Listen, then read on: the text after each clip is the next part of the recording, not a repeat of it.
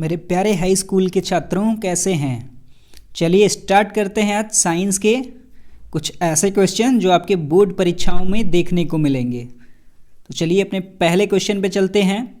और इससे पहले एक बार आप इस वीडियो को शेयर कर दीजिए अपने दोस्तों के साथ और हर ग्रुप में एक बार शेयर करिए। और फिर स्टार्ट करते हैं अपने पहले क्वेश्चन। देखिए पहला क्वेश्चन क्या दे रखा है। ऐसा ही क्वेश्चन आपको बोर्ड एग्जाम में भी देखने को मिलेंगे। तो चलिए पहला क्वेश्चन दे रखा है कि साग सब्जियों को विघटित होकर कंपोस्ट बनाना किस अभिक्रिया का उदाहरण है।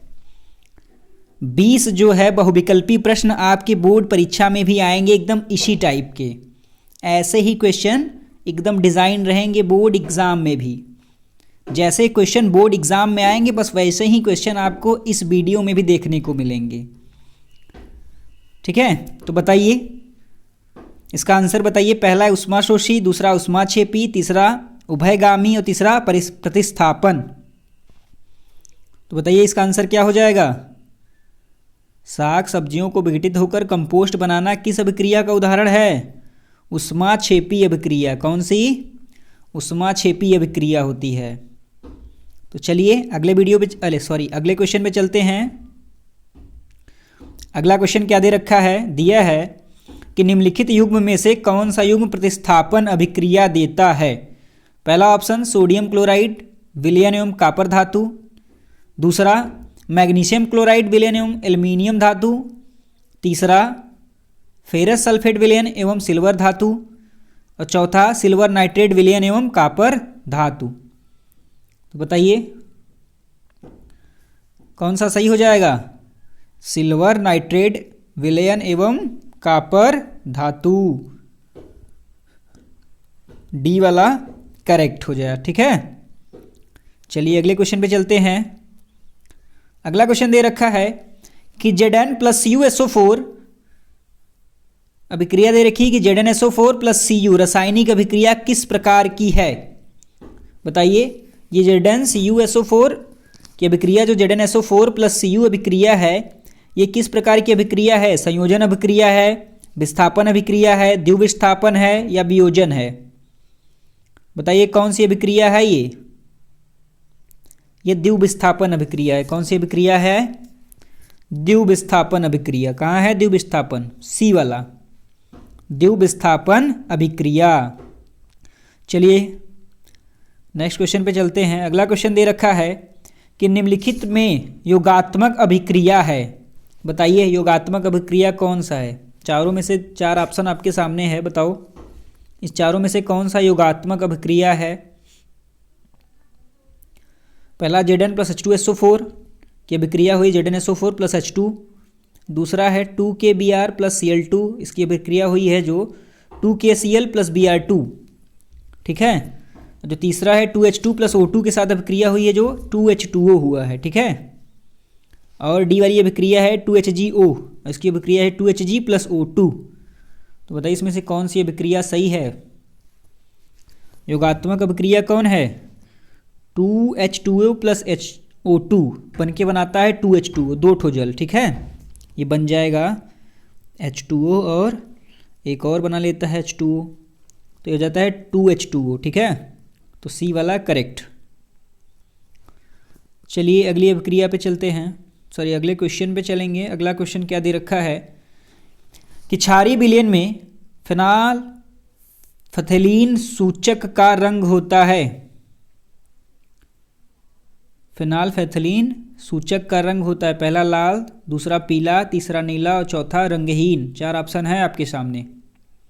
बताइए क्षारीय विलयन में फिनालफथलीन सूचक का रंग होता है लाल। कैसा रंग होता है? लाल होता है। अगला क्वेश्चन दे रखा है कि निम्नलिखित में अम्लीय लवण है। बताइए पहला NaCl, दूसरा NaHCO4, तीसरा Na2SO4 और चौथा KCN।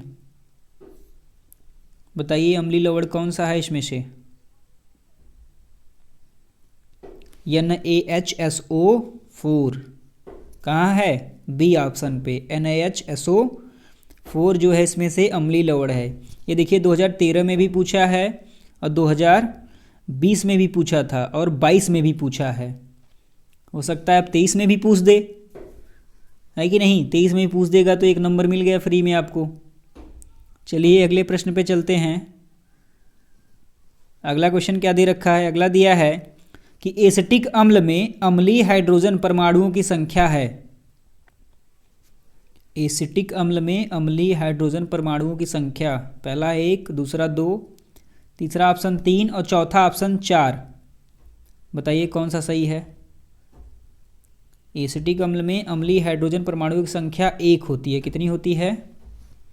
1। पहला वाला ही सही हो जाएगा। अगला क्वेश्चन दे रखा है कि कॉपर सल्फेट विलयन का पीएच मान होता है। कॉपर सल्फेट विलयन का पीएच मान 7 से ज़्यादा, दूसरा ऑप्शन 7, तीसरा 7 से कम और चौथा इनमें से कोई नहीं। बताइए कॉपर सल्फेट विलयन का पीएच मान 7 से ज़्यादा, पहला वाला ही ऑप्शन सही हो जाएगा, 7 से ज़्यादा। चलिए अगले क्वेश्चन पे चलते हैं। दे रखा है कि कोई धातु ऑक्सीजन के साथ अभिक्रिया कर उच्च गलनांक वाला यौगिक निर्मित करती है। यह यौगिक जल में विलेय है। यह तत्व क्या हो सकता है? पहला कैल्शियम, दूसरा कार्बन, तीसरा सिलिकॉन और चौथा लोहा। तो बताइए कौन सा ऑप्शन सही हो जाएगा?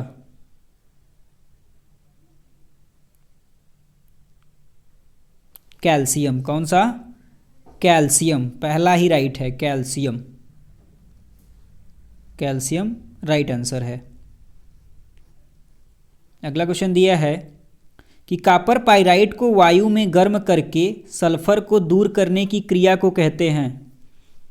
कॉपर पाइराइट को वायु में गर्म करके सल्फर को दूर करने की क्रिया को कहते हैं। पहला ऑप्शन है स्थापन, दूसरा भर्जन, तीसरा प्रगलन और चौथा विसमरीकरण। बताइए इसमें से कौन सा सही है?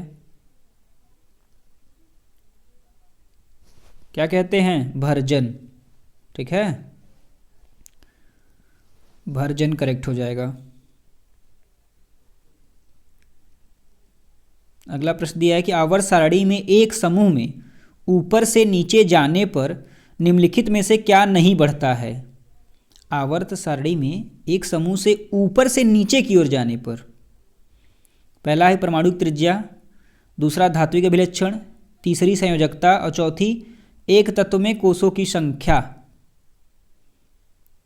क्या नहीं बढ़ता है? बताइए। संयोजकता, वैलेंसी। ठीक, कहाँ है? ऑप्शन सी पर, संयोजकता। ठीक है। चलिए अगला प्रश्न दे रखा है, एक तत्व M के कार्बोनेट का सूत्र MCO3 है, इसके क्लोराइड का सूत्र होगा। इसके क्लोराइड का सूत्र MCl2, दूसरा MCl3, तीसरा MCl और चौथा M2Cl। इसके क्लोराइड का सूत्र क्या हो जाएगा? सबको पता होगा, MlCl2, तो MCl2, MCl2 हो जाएगा। ठीक है, पहला ये ऑप्शन सही है। सर्वाधिक ऑक्सीजन संयोजकता होती है किस समूह के तत्व की? पूछा है आपसे कि सर्वाधिक ऑक्सीजन संयोजकता होती है और समूह डट डट करके दे दिया है के तत्वों की। किस समूह के तत्वों की होती है? पहला, उसके बाद सातवां, उसके बाद चौथा, उसके बाद जीरो। जीरो वाला कौन सा होता है? अक्रिय गैस। ठीक है, जो अक्रिय गैस होते हैं वो जीरो में आ जाते हैं।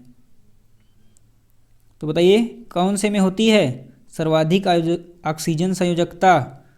सातवें में। ठीक है, किस में होता है? सातवें में। ठीक, अगला प्रश्न दिया है कि प्रत्येक मनुष्य का रक्त प्रत्येक मनुष्य को नहीं दिया जा सकता, यह कथन है। बताइए, लैंडस्टीनर का, स्टेफेन हेल का, वाटसन का या मेंडल का? किसने ये स्टेटमेंट दिया था? लैंडस्टीनर का। ये स्टेटमेंट किसका था? लैंडस्टीनर का। लैंडस्टीनर ने स्टेटमेंट दिया था। अगला क्वेश्चन है,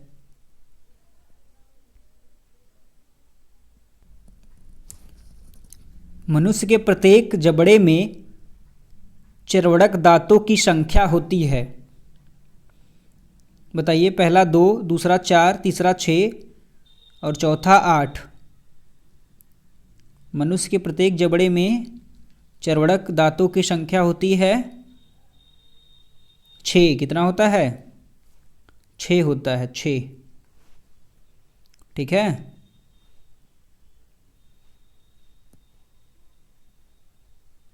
अगला क्वेश्चन दिया है कि यकृत संश्लेषण करता है। पहला शर्करा, दूसरा ऑप्शन रक्त, तीसरा यूरिया और चौथा ऑप्शन है प्रोटीन।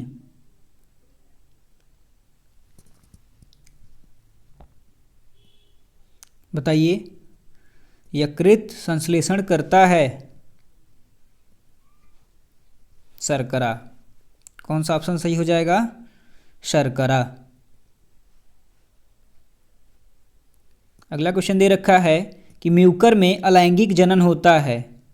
पहला विखंडन द्वारा, दूसरा मुकुलन द्वारा, तीसरा दे रखा है खंडन द्वारा और चौथा है बीजाणुओं द्वारा।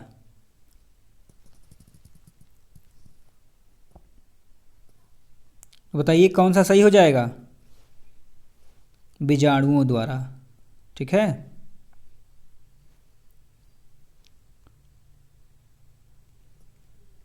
अगला क्वेश्चन दिया है कि जनकों में संतति में संप्रेषित होने वाले लक्षण किसमें विद्यमान होते हैं?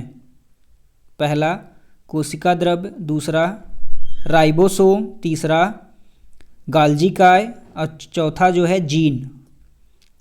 बताइए किसमें होता है? जनकों में संतति में संप्रेषित होने वाले लक्षण जीन में विद्यमान होते हैं। कहाँ? जीन। डी वाला ऑप्शन करेक्ट है, जीन में विद्यमान होते हैं।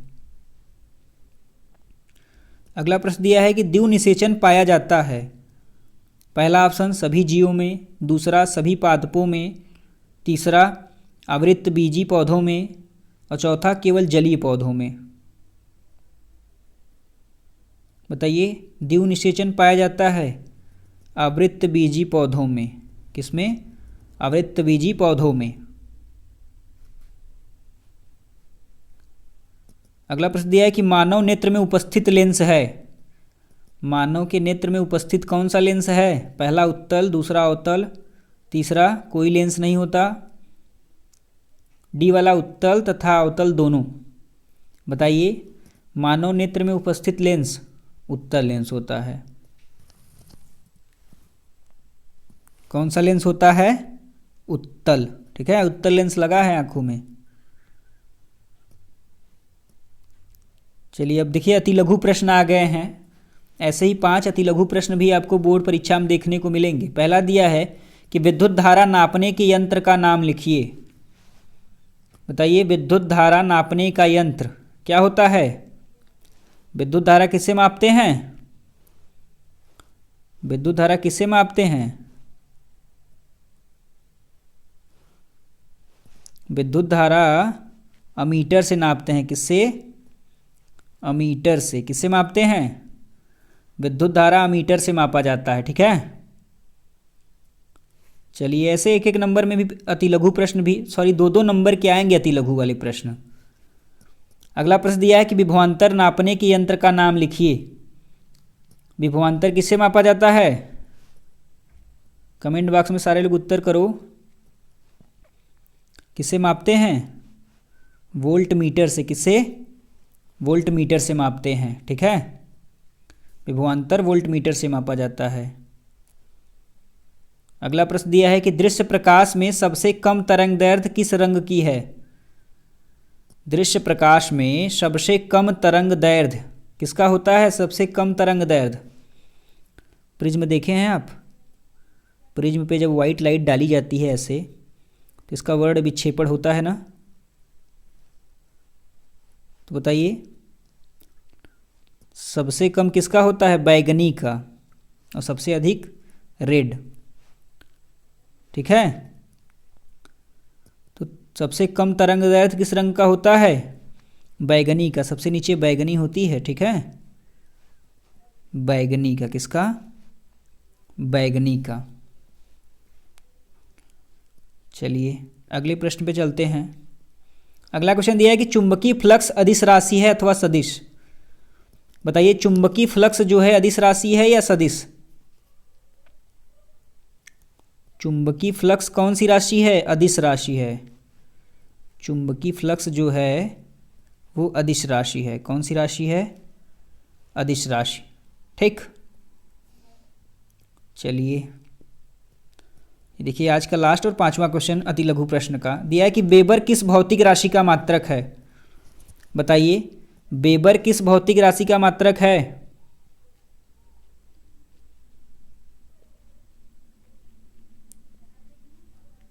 चुंबकीय फ्लक्स का। किसका?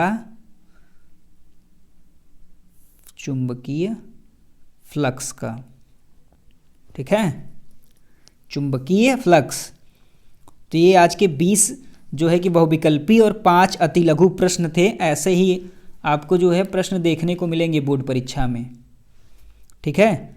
तो एक बार सारे लोग बस वीडियो को शेयर कर दीजिए अपने दोस्तों के साथ, जितने भी आपके ग्रुप हैं सब में फैला दीजिए। तो एक बार शेयर करिए। फिर मिलते हैं आपसे अगले वीडियो में कुछ अच्छे अच्छे क्वेश्चन लेके जो आपके बोर्ड परीक्षा में भी देखने को मिले। यही आशा करते हैं कि आप अच्छा से अच्छा, ज़्यादा से ज़्यादा मार्क्स गेन कर पाएँ अपने बोर्ड एग्ज़ाम में, और इतना प्रैक्टिस करा देंगे कि सारे लोग 90+ जो है रहेंगे। अगर आप अच्छे से प्रैक्टिस करके जाएंगे तो आप 90+ अवश्य रहेंगे। और ऑफलाइन भी पढ़ते रहिए, सेल्फ स्टडी भी करिए। बोर्ड परीक्षा के समय आप स्वस्थ रहिए और सेल्फ स्टडी ज़्यादा से ज़्यादा करिए।